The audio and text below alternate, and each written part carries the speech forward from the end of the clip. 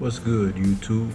It's Stormy B-Man, and I'm back with another pre-fight video breakdown. For more content such as this, please like, share, and subscribe. Shout out to the LDBC, the Lions Den boxing community, and Liberated Perspective, a third eye view of the world.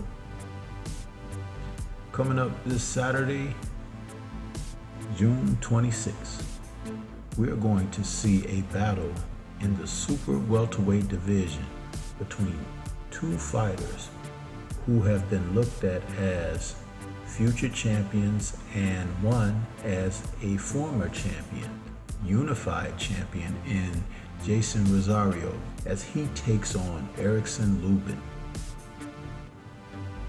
This is what I would consider an eliminator fight for both fighters as they approach the opportunity to challenge once again the reigning champion,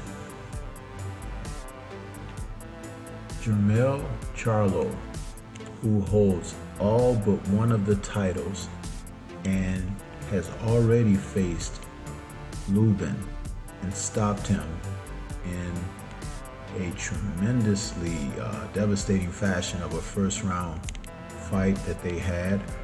And Jason Rosario, when he challenged Jermell, it saw them end in a weird super shot to the solar plexus, pit of the stomach, where he was able to stop Jason Rosario. These gentlemen are fighting for more than just that right. They are actually fighting to prove what's in themselves, because both were highly touted as men who could get to the championship and reign as a champion. In the case of LUBIN, he was the young upstart that they felt could get in there and challenge Jermell, and in October of 2017, he suffered that fatal first round KO with an uppercut where he dipped into the shot and took it on full onslaught. So he now has a record of 23-1 with 16 KOs. Since succumbing to that fight against Charlo, he has faced Silverio Ortiz, Ishe Smith, Zachariah Atu, Nathaniel Gallimore, and Terrell Goucher. All of these fights were fights to help rebuild his confidence and put him back on a winning track for contention. But along the way, we saw some things about LUBIN, who stands 5'9.5" with a 74-inch reach, that we didn't really know until he got into these matches. He's still a bit gun shy with contact, and he was wobbled a bit when he faced Goucher, and something is telling us he might not have the sturdiest of chins. Even though his southpaw stance places him in an awkward position for orthodox fighters, he may also be subjected to that straight right hand down the pike, as a lot of southpaws are. And if you know this is the shot that men are going to line up for you, you're supposed to be working quite adept at evading that shot. Apparently, LUBIN still needs to work regarding that. In the case of Jason Rosario, Banana, as he's known, who stands 5'11" with a 70-inch reach, and he's 26 years old. This will be his first fight since losing to Jermell Charlo in September of 2020. That was an 8th round stoppage, as I mentioned earlier, where a super shotgun jab to either the solar plexus or the pit of the stomach saw him fall completely on his back, and he took the full count, couldn't resurrect himself after that devastating punch. It'll be interesting to see him bounce back in his first fight since taking that loss. He's now been stopped twice, and we don't know if Banana is going to be ready to overcome that. His record now being 22-1 with 14 KOs. It's going to take a bit for him to get it together, but we will find out whether or not he is prepared to do what he needs to do. The way I see it, Rosario in this fight will have to prove himself just as he did when he faced off against Julian J-Rock Williams. In that fight, he was able to score a TKO victory in 5 rounds, and it was in January of 2020, just before the world pandemic. Rosario is a very strong super welterweight. And when I say strong, that doesn't necessarily mean knockout power, powerful. It just means that he is a mass of a man at the weight, and he can impose himself on opponents with his physicality and his ability to be able to apply pressure.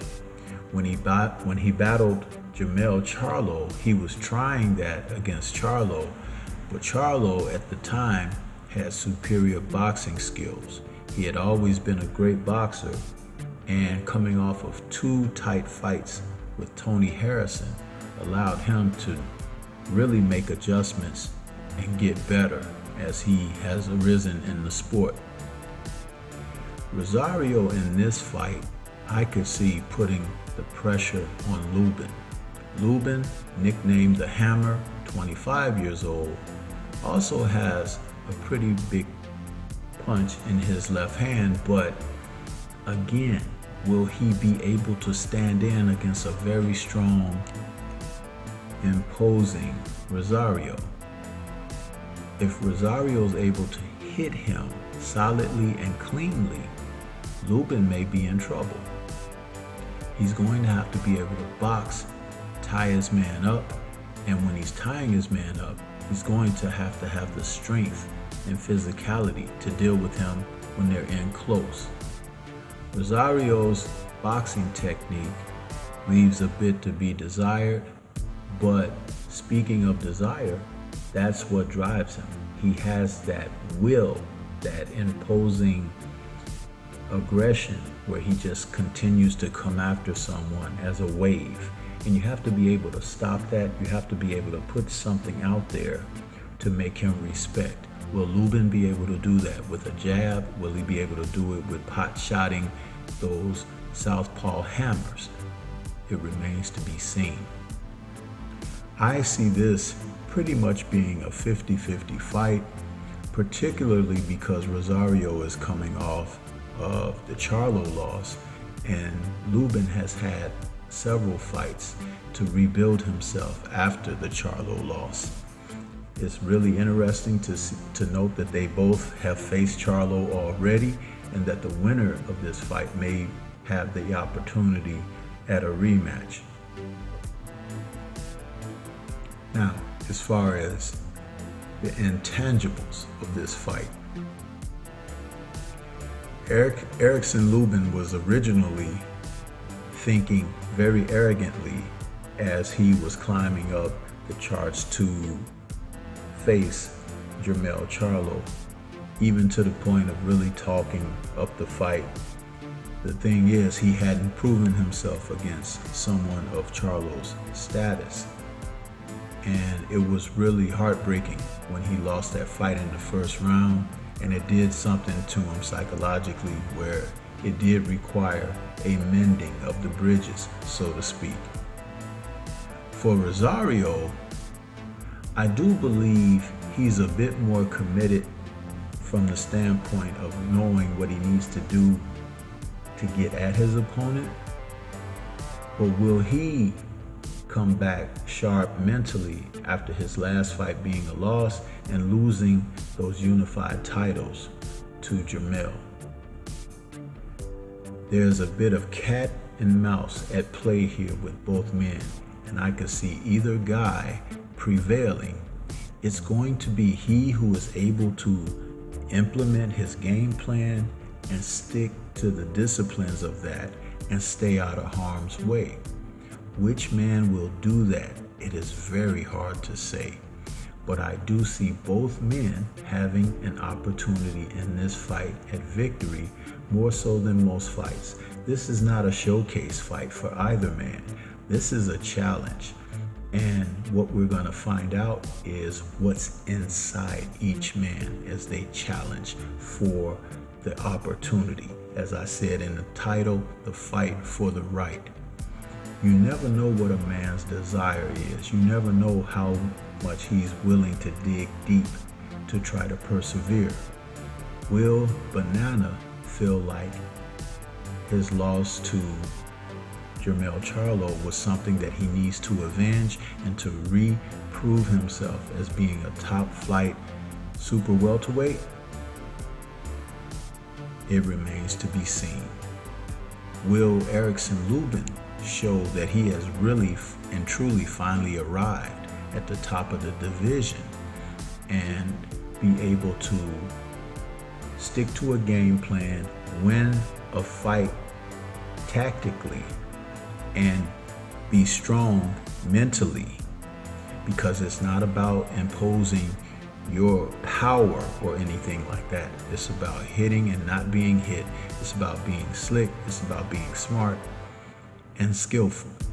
And he has the abilities to do these things. As a boxer, he stretches a little bit more than Rosario from the technical aspect. So again, that's what makes this fight intriguing and raises the curiosity factor.